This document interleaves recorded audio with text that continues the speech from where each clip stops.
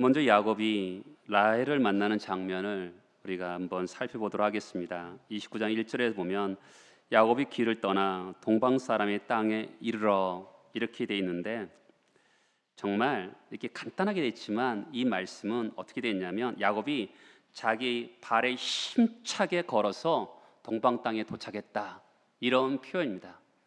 우리가 지난주에 봤는데 하나님께서 베델에서 약속을 하셨죠. 인도하시고 이끌으시고 지키신다, 그리고 반드시 돌아오게 할 것이라는 그 말씀이 그로 하여금 발을 힘차게 내딛게 한 것이죠. 그리고 이제 하란 땅에 도착하게 됩니다. 그러니까 이 짧은 한 구절이 하나님께서 베델에서 약속하신 것이 이루었다라고 되어 있는 것이죠. 그리고 2절에 보면 본즉 들에 우물이 있고 이렇게 됩니다. 우리가 이제 오늘 말씀과 창세기 24장의 말씀이 오버랩됩니다. 겹쳐가는 것이죠. 그러니까 지금 성경에 보면 아브라함의 종이 리브가를 만나는 장면이 나오는데 24장에 우물에서 만납니다. 그리고 오늘도 우물에서 만나게 되는 거죠. 근데 오늘 이제 본다라는 단어가 나오잖아요. 여기 본다라는 단어가 사실은 오늘 한글 성경에는 한 번 나와 있지만 우리 또 다른 성경에 보면 3번이 나오는데 3가지를 봅니다. 뭐냐면 본즉 우물을 봅니다. 두 번째 보는데 그 곁에 양 3떼가 누워 있는 것을 봅니다. 6절에 보면 보라, 그의 딸 라헬이 지금 양을 몰고 오느니라, 이렇게 3가지를 보고 있는 거죠. 우리가 지난주에 베델에서 사닥다리 환상을 보는데 3가지를 보잖아요. 사닥다리를 보고 사닥다리에서 오르락 내린 천사를 보고 또한 거기 계신 여호와 하나님을 3가지를 보게 됩니다. 그런 것처럼 대꾸를 이루고 있는 거죠. 지금 영국으로 따지면 무대 장면이 나와요. 우물이 있고요, 그렇죠? 그 다음에 양 3떼가 누워 있습니다. 그리고 주연 배우인 라헬이 멀리서 등장하는 것을 본다, 이렇게 표현하고 있어요.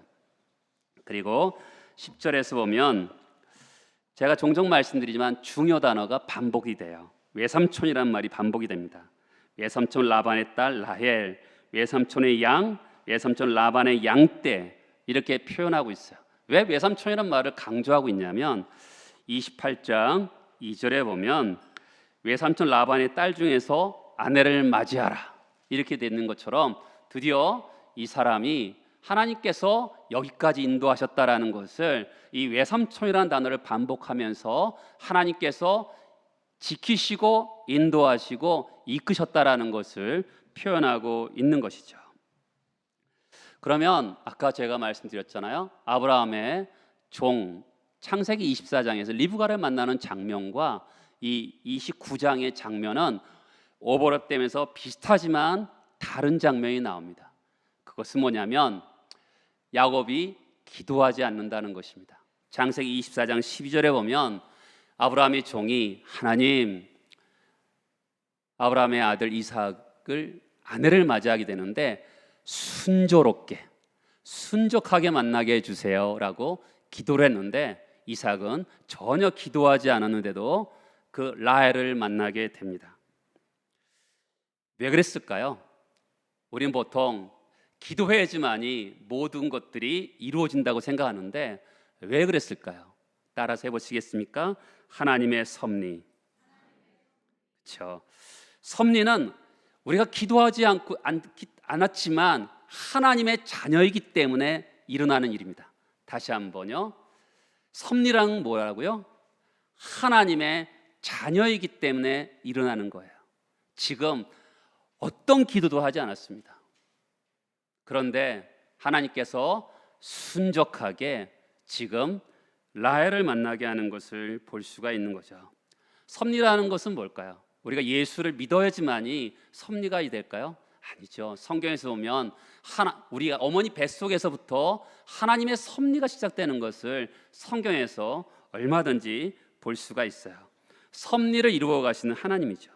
그러니까 우리는 실패해도 하나님은 실패하지 않으신다라는 것을 어떻게 볼 수 있냐면 하나님의 섭리로 보는 거예요.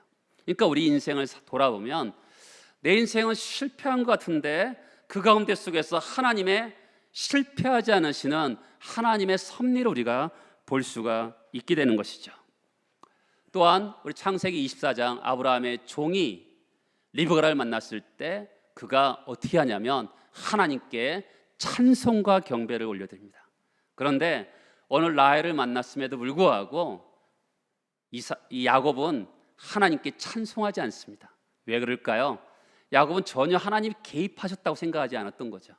그냥 우연이 됐다고 생각할 수도 있는 거죠. 그러나 우리의 삶 가운데 속에서 하나님의 섭리가 이와 같이 우리가 기도하지 않음에도 불구하고 우리가 어떤 특별한 은혜를 경험하는데도 찬송하지 않음에도 불구하고 하나님의 섭리, 하나님의 어떤 목적과 계획이 그분에 의해서 이끌어가는 것을 볼 수가 있는 것이죠. 그리고 오늘 우리가 다루고자 하는 것은 야곱의 아들들에 대한 이야기입니다. 야곱이 자녀를 얻는 이야기예요.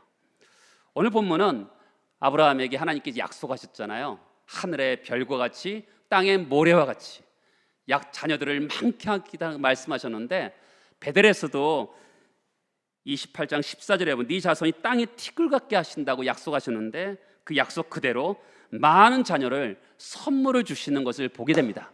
그런데 항상 이 선물을 주는 배경이 중요해요. 배경이 어떠냐면 29장 30절에 보세요.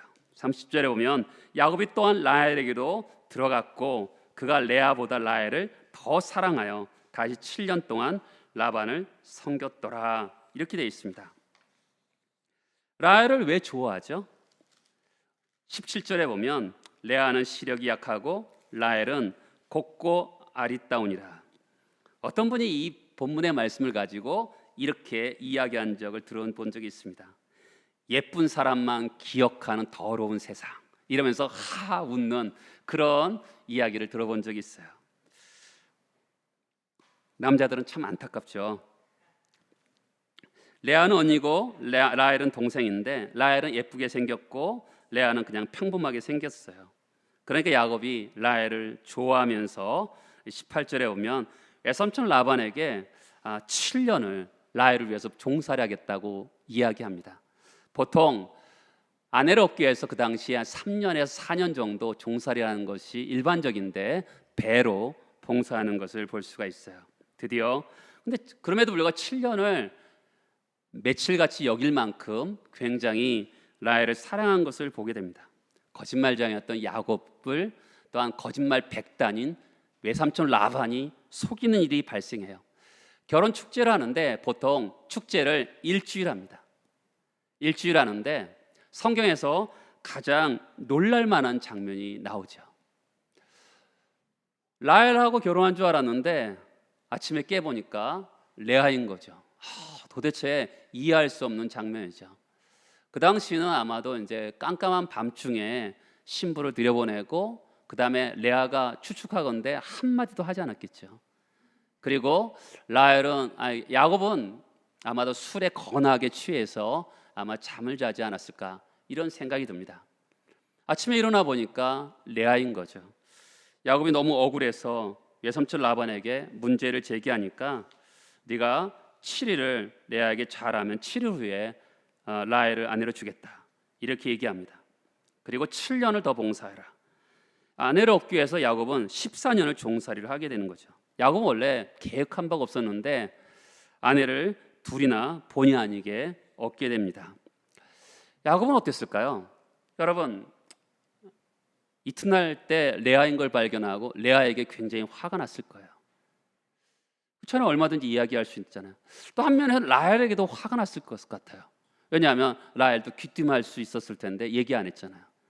그렇지만 예쁜 라헬은 그냥 용서하고 넘어간 것 같습니다. 그렇지만 어떻든 야곱은 일주일 동안 레아와 결혼 축제 기간 동안 굉장히 분노했을 거예요. 그러면서 어떤 일이 발생했을 것 같습니까? 31절에 오면 레아가 사랑받지 못함을 보시고, 사랑받지 못했다는 것은 미움을 당했다는 거거든요. 한 남편을 뒀는데 한 여자는 예뻐서 사랑받고 한 여인은 미움을 받는 그런 것이 오늘 본문의 배경입니다. 레아의 마음을 한번 생각해 볼까요? 레아는 야곱을 사랑했을 것 같아요. 그런데 야곱은 전혀 관심이 없습니다. 한 남자의 부인으로서 두 명 있는데 한쪽은 사랑받고 한쪽은 미움을 받는 그런 상황입니다. 불행한 여인의 레아의 삶을 볼 수가 있는 거죠. 그런데 이 불행한 결혼 생활에서 레아의 삶에 어떤 일이 발생하는 겁니까? 31절에 보면 여호와께서 레아가 사랑받지 못함을 보시고 그의 태를 여섰습니다. 하나님께서 어떤 일을 하십니까? 남편의 사랑을 기대하고 있는데 남편이 다른 여인만 사랑하고 있는 것을 보기 때문에 그 애가 고통을 당하고 있습니다. 너무 아프고 있습니다. 그것을 보시고 태의 문을 열어주시는 것이죠. 출애굽기 3장 7절을 볼까요? 출애굽기 3장 7절에 보면 하나님께서 우리의 삶을 감찰하시는 표현을 세 단어, 동사를 가지고 설명합니다. 여호와께서 이르시되 내가 애굽에 있는 내 백성의 고통을 분명히 뭐라고요? 보고 그들의 감독자로 말미암아 부르짖음을 어떻게 해요? 듣고 그 근심을 알고 보다 듣다 알다, 이것이 하나님께서 우리 인생을 보시는 장면을 얘기하고 있습니다. 그러니까 우리가 종종 기도할 때 우리의 삶을 보시고 들으시고 하시는 하나님 이렇게 부르는 게 중요해요. 여러분, 하나님을 알 때 부르실 수 있거든요. 나의 삶을 보시고 들으시고 하시는 하나님.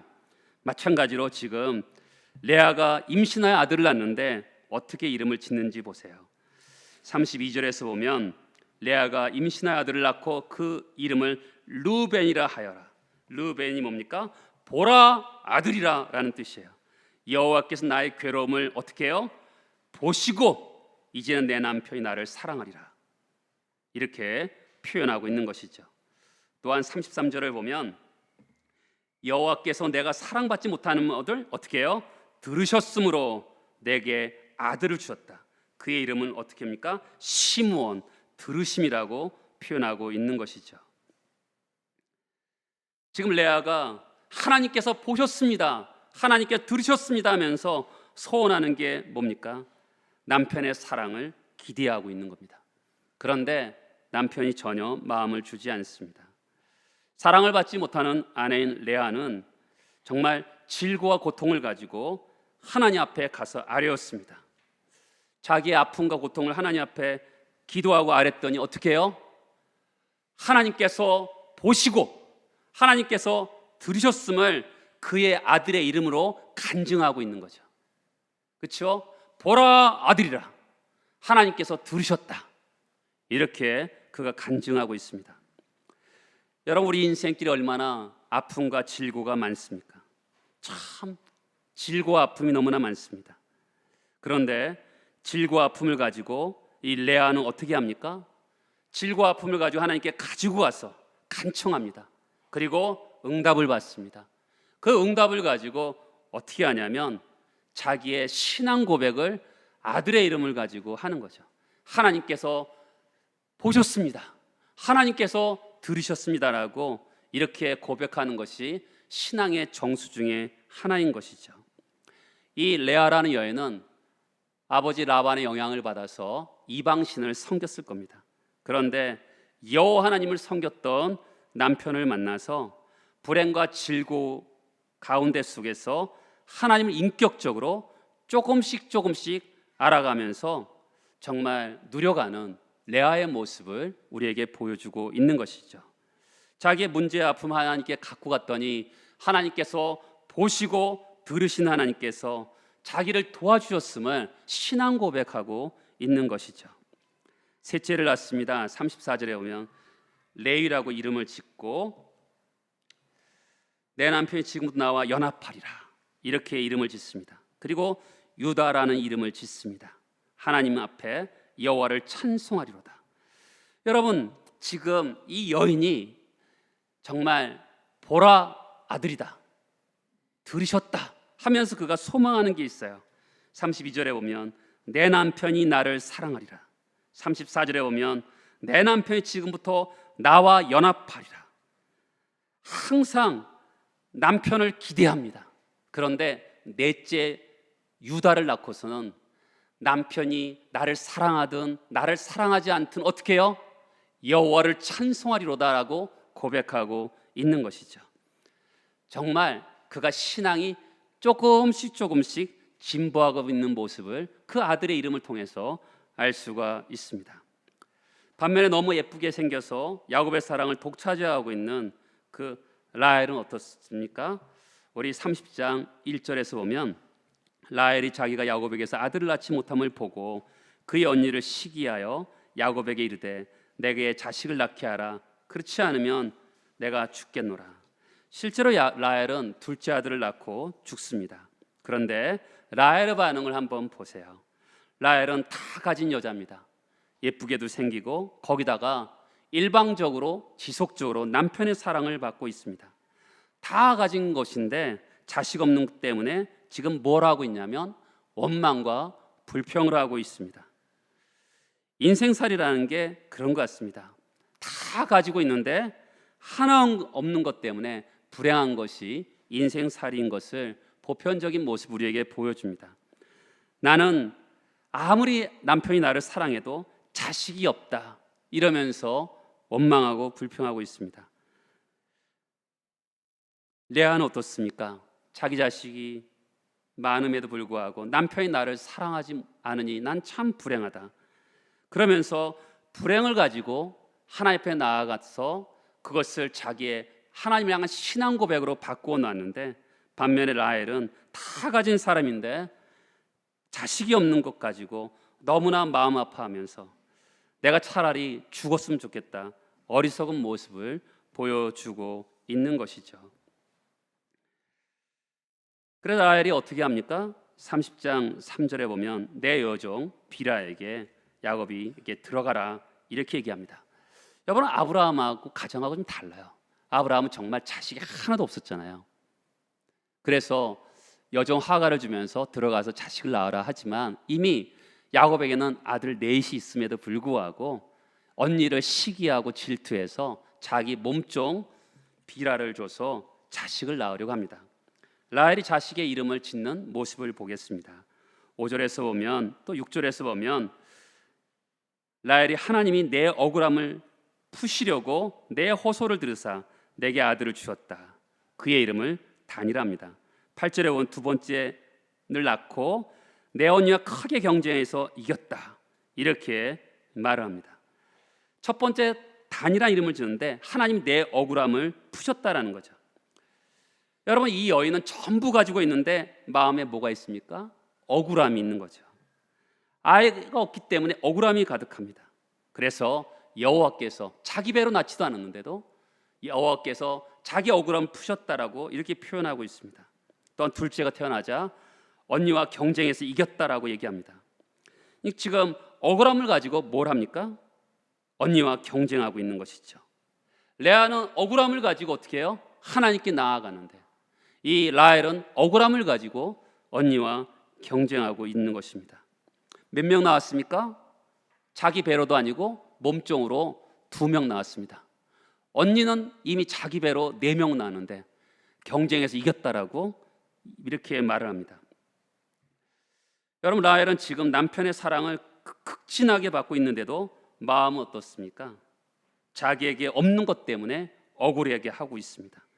그래서 레아처럼 하나님과 씨름하고 그분 앞에 나아가는 것이 아니라 언니와 경쟁하면서 어떻게든지 이겨보려고 애를 쓰고 있습니다.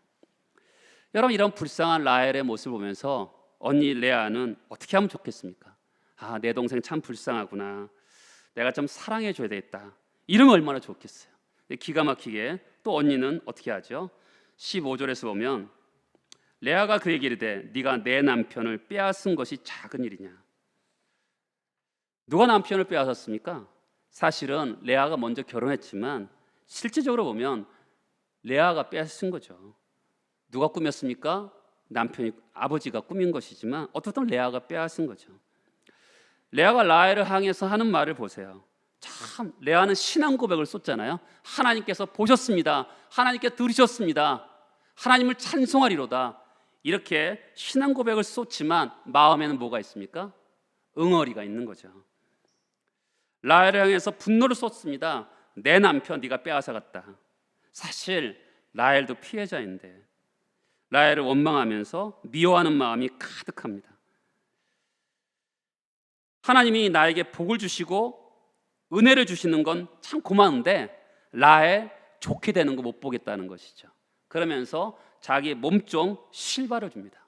사람이란 건 참 어리석은 것 같아요. 자기가 이렇게 복받고 은혜를 받았는데 남 되는 꼴을, 남 잘 되는 꼴을 못 보는 것 같아요. 그래서 레아가 이름을 짓습니다. 11절에 보면 레아가 이르되 복되도다. 13절에 보면 모든 딸이 나를 기쁜 자라 하리로다. 아셀이라고 짓습니다. 여러분, 앞에 4명의 아들의 이름과 뭐가 다릅니까? 앞에 4명의 아들은 하나님에 대한 신앙 고백이 있습니다. 정말. 근데 지금 자기의 몸종을 통해서 나온 아이들에게는 자기의 신앙 고백이 전혀 없어요. 어떤 자기중심적이죠. 내가 행운하다, 내가 행복하다, 이렇게 얘기하고 있는 거죠. 그러니까 레아의 마음이 어떻을까요? 영적으로 어두워져 가는 거죠. 지금 하나님을 향해서 신앙 고백은 다 빠지고 영적으로 어두워져 가는 그런 모습을 보여줍니다. 경쟁은 자기도 모르는 사이에 하나님을 향한 신뢰가 무너지게 하는 것이죠. 아까도 말씀드렸죠. 오늘 성경은 5 부분으로 아기를 낳는 과정이 나옵니다. 아기를 경쟁적으로 낳죠. 레아가 낳고 라헬의 몸종이 낳고 레아의 몸종이 낳습니다. 그리고 이제 4번째 부분인 레아가 또 자녀를 얻습니다. 17절에서 18절에서 보면 레아가 이르되 내가 내 시녀를 내 남편에게 주었으므로 하나님 내게 그 값을 주셨다. 그의 이름을 이사가리라 합니다. 레아 이런 성경 해석을 동의할 수 없어요. 왜냐하면 종을 줬기 때문에 하나님 값으로 이 아들을 줬다. 동의할 수 없어요. 왜요? 하나님의 은혜로 주신 것이죠. 은혜를 베푸셔서 이 아들을 주셨던 것이죠. 또한 6번째 아들이죠. 19절 20절에 보면 하나님 내게 후한 선물을 주셨다. 그의 이름을 스불론이라고 합니다. 스불론이라는 것은 선물과 높인다는 뜻이에요. 하나님께 나에게 선물을 주어서 내 남편이 나를 높일 것이다 라는 것입니다. 6 아들을 레아는 야곱에게 낳아줍니다. 이럴 때 하나님께서 누구를 생각하십니까? 30장 22절에 보면 하나님이 라헬을 생각하신지라 그의 소원을 들어주시고 태문을 여십니다. 그가 임신하여 아들을 낳고 하나님 내 부끄러움을 씻었다 하고 그 이름을 요셉이라 하니 여호와는 다시 다른 아들을 내게 더하시기를 원하노라. 성경에서 가장 저는 개인적으로 좋아하는 단어가 이 생각하신지라는 단어입니다. 또 다른 말로 하면 기억하시는 거죠. 노아의 홍수 사건이 일어났을 때 노아를 생각하사 기억하사 그 홍수를 멈춥니다. 그리고 또한 소돔을 심판하실 때 아브라함을 기억하셔서 롯에게 은혜를 베풉니다. 여러분, 우리가 신앙생활할 때 저는 너무 어려우면 어쩔 때는 이렇게 기도할 때가 있어요. 하나님, 나를 기억하셔서 도와달라고. 그렇죠? 나를 기억해달라고. 정말 그렇게 울부짖을 때도 있어요. 너무 인생에서 힘들 때 나를 기억해달라고. 왜냐하면 성경에서 하나님이 기억하시면 하나님의 수많은 은혜가 있기 때문에 그래요. 하나님이 때로는 보시고 아시고 들으신 하나님 도와달라고 그렇게 기도할 때가 있습니다. 여러분, 2 자매 아이 낳는 사건을 보면서 우리가 무슨 생각을 합니까? 2가지 정도의 교훈을 얻습니다. 이 2 자매 아이 낳는 어떤 경쟁적으로 아이 낳는 것을 보면서 하나님은 어떤 분으로 소개되고 있습니까? 성경은 인간이 주어가 아니라 하나님이 주어이죠. 하나님의 공평하신 하나님 또한 불쌍히 여기시는 분으로 드러나고 있습니다. 이 세상은 공평한 사회가 아닙니다. 불공정한 사회입니다. 강한 자가 더 많이 갖고 또 가진 자들이 그것을 고착화하려는 세상입니다. 자기가 가진 소유를 자식에게 물려주면서 높은 지위와 신분과 재능과 능력을 가족들에게 상속하면서 그런 구조를 고착화하려는 불공평한 세상을 만드는 그런 세상입니다. 그런데 그런 세상에 하나님은 공평하신 하나님이라고 우리에게 말씀하고 있는 것이죠. 레아는 남편의 사랑을 받지 못해서 고통을 당하고, 라헬은 아이를 낳지 못해서 고통을 당하는 그런 질고와 아픔이 있습니다. 우리의 삶에도 고통과 아픔이 있습니다. 여러분, 우리가 이런 불공평한 사회 가운데 속에서 봐야 될 것이 있습니다. 그것은 뭐냐면 공평하신 하나님이라는 것입니다. 남편의 사랑을 받지 못했는데 레아의 태를 먼저 여세요. 남편의 사랑을 받지 못하는 레아의 그 상한 마음을 보시고 그의 울부짖음을 들으시서 르우벤과 시므온과 레위와 유다를 주십니다. 어떤 자식들입니까? 레아를 통해서 6 아들을 주십니다. 하나님께서 사랑받지 못했던 불쌍한 여인을 세상처럼 내치지 않으시고 보시고 들으시는 그 여인의 아픔을 보시고 들으셔서 공평하게, 그렇죠? 공평한 하나님께서 레아의 고통을 축복으로 바꿔 주시는 거죠. 자녀가 6인데 자녀 6의 면면을 한번 보세요. 르우벤은 장자입니다. 셋째 레위는 모세와 아론의 계열이 등장하는 제사장 가문이 됩니다. 넷째 유다는 다윗 왕가의 지파를 형성하게 됩니다. 거기다가 예수께서 유다 가문에서 오시는 것이죠. 그런가 하면 창세기 49장을 봐보세요. 49장에 보면 야곱이 요셉을 보러 애굽에 갔다가 거기서 영화롭게 살다가 이제 죽음을 당합니다. 그때 유언을 하는데 내 유골을 가나안 땅에 묻어달라. 막벨라 굴, 바로 아브라함이 묻혀져 있고 이삭이 묻혀져 있는 거기에다 묻어달라. 그러면서 31절에 보면 내 안에 레아가 묻혀있는 곳에 자기를 묻어달라고 이야기합니다. 사랑하는 여러분, 살아생전에는 레아가 남편의 사랑을 전혀 받지 못했습니다.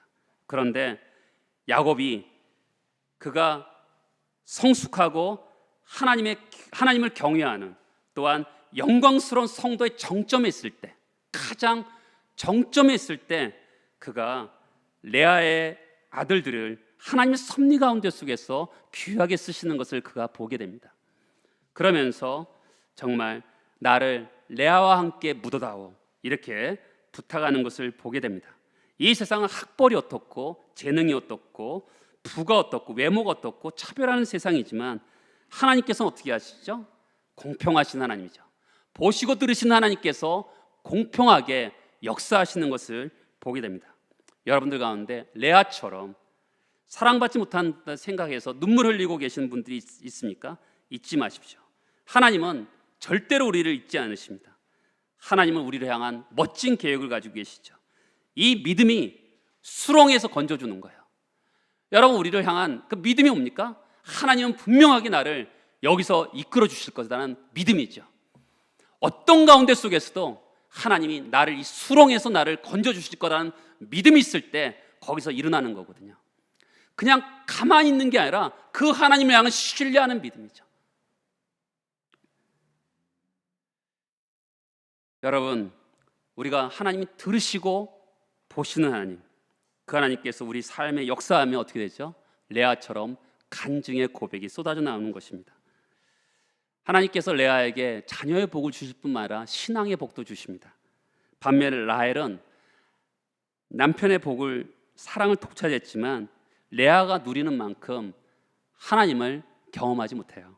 어디서 볼 수 있냐면 오늘 본문에서도 볼 수 있지만 가나안 땅으로 돌아올 때 이 라헬이 우상의 드라빔을 가지고 오는 것을 볼 수가 있잖아요. 세상은 참 불공평한 겁니다.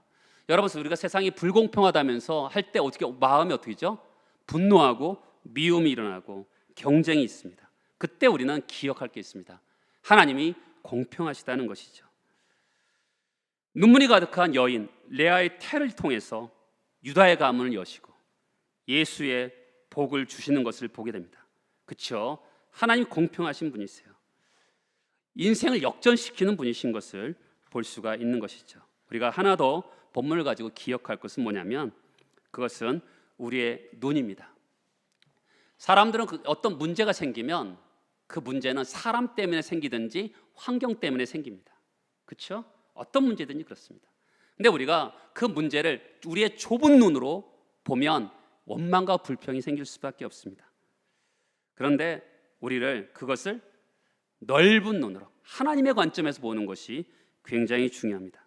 신앙이란 게 뭘까요? 종종 신앙이라는 것을 하나님 나를 도와서 잘 되는 것이, 그것을 신앙이라고 보는 사람들이 굉장히 많습니다. 그러나 신앙이라는 것은 저는 그런 것이라고 봅니다. 세상과 사람 때문에 문제가 지배되고 불공평한 세상인데, 그때 하나님의 관점에서 눈을 열어서 지금에 일어나는 사건을 볼 수 있는 것입니다. 제가 처음에 말씀드렸던 하나님의 섭리인 것이죠. 지금 다 가졌는데 아이가 없어서 슬퍼하는 여인이 있는가 하면, 아이들은 있는데 남편이 사랑받지 못해서 불행하다고 생각하는 여인도 있습니다. 사랑과 환경 때문에 지금 이들은 자기 자신이 불행하다고 생각합니다. 그런데 여러분, 중요한 것이 뭐죠? 큰 그림을 한번 보시기 바랍니다. 지금 12아들이 태어나고 있습니다. 정말 이처럼 콩가루 집안이 어디 있습니까? 아내들끼리 자녀를 낳기 경쟁을 하면서 수없이 누가 보더라도 불행한 가정입니다. 그런데 이 불행한 가정을 통해서 그 가운데 속에서 우리는 짧은 눈으로 보면 불행한 가정만 보입니다. 그런데 큰 그림을 보면 그 가운데 속에서 하나님께서 12아들을 내어주시면서 앞으로 12지파와 이스라엘의 민족을 만드는 그런 큰 그림을 이 그림 안에서 볼 수가 있는 것이죠. 그리고 계속적으로 이 라헬과 레아는 싸웁니다. 심지어는 그 자식들까지 싸워요. 그래서 요셉이 팔려가는 일이 발생하는 것이죠. 그렇지만 인간의 약함과 죄악과 어리석음이 이 성경 안에 많이 드러나지만, 하나님의 섭리, 하나님의 열심, 하나님의 변함없는 은혜가 이 안에 있는 것이죠. 어떤 것이 이루어지죠? 하나님 약속이 이루어지죠. 하늘의 별과 같이, 바다의 모래와 같이 하나님의 은혜가 인간의 약함을 뚫고서 일어나는 것이죠. 우리는 종종 내가 연약하고 나는 못되고 우리 가정은 이렇다라면서 자포자기하는데, 여러분, 하나님의 은혜는 큽니다. 하나님의 능력은 커요. 그 모든 것을 뚫고서 하나님의 계획과 목적이 이루어지게 되는 것이죠. 인생의 허물과 약함만 바라보고 환경이 어떠하면서 불평하고 불만을 갖는 것이 우리들의 인생입니다. 그러면서 내가 이렇게 이것이 해결돼야지만이 내가 행복하다 이렇게 말하지 않고 다시 한번 눈을 크게 열어서 하나님의 섭리를 바라보는 거죠. 여전히 하나님 여기 계시잖아요. 하나님 여전히 우리 가정 가운데 계시고 우리 교회 가운데 계시고 우리 나라 가운데 계시잖아요. 하나님은 변함없으신 분이시고 하나님은 은혜가 있고 열심히 있는 분이시죠. 우리가 믿는 하나님은 그런 하나님입니다. 그 크신 하나님을 한번 바라볼 수 있는 눈이 필요한 것이죠. 불행하다는 삶의 자리에서 하나님의 섭리를 바라보십시오. 하나님의 열심을 가지고 어떻게 보면 우리를 정말 불행했던 그 레아의 인생을 축복의 자리로 만들어 놓으시는 그 하나님, 그 하나님은 레아의 하나님만이십니까? 우리의 하나님이 되어 있고 나의 하나님이 되기도 하죠. 그의 인생을 보시고 들으셨던 하나님, 그의 인생을 알고 계셨던 하나님, 그의 인생을 저주받았던 불행한 인생에서 축복의 자리로 옮기셨던 그 하나님이 나의 하나님이기도 됩니다. 또한 그 변함없인 하나님께서 우리가 어떤 삶의 자리에서도 우리의 삶을 위로하실 수 있는 분이시죠. 복의 통로로 12지파를 만들어내십니다. 그렇게 싸우고 지지고 볶는데 결국 그 12지파를 복의 통로로 만드시는 것이죠. 당신의 역사를 이루시는 복된 하나님, 그 하나님은 우리 하나님이시고요. 그 하나님을 믿고 의지하는 신실한 믿음의 삶을 살아가는 우리 모두가 되길 축복합니다. 다 같이 일어나셔서 기도하시겠습니다.